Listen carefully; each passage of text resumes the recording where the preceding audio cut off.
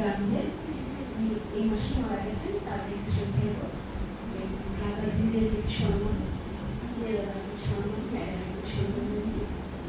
আজকে সবাইকে বলছে ক্ষমা করে এখানে এসেছি, ট্রেনিং নিয়েছি, ছুটি করেছে, সবাই আমার প্রিয় ভালোবাসা থাকবে সবার জন্য। শুরু করছি।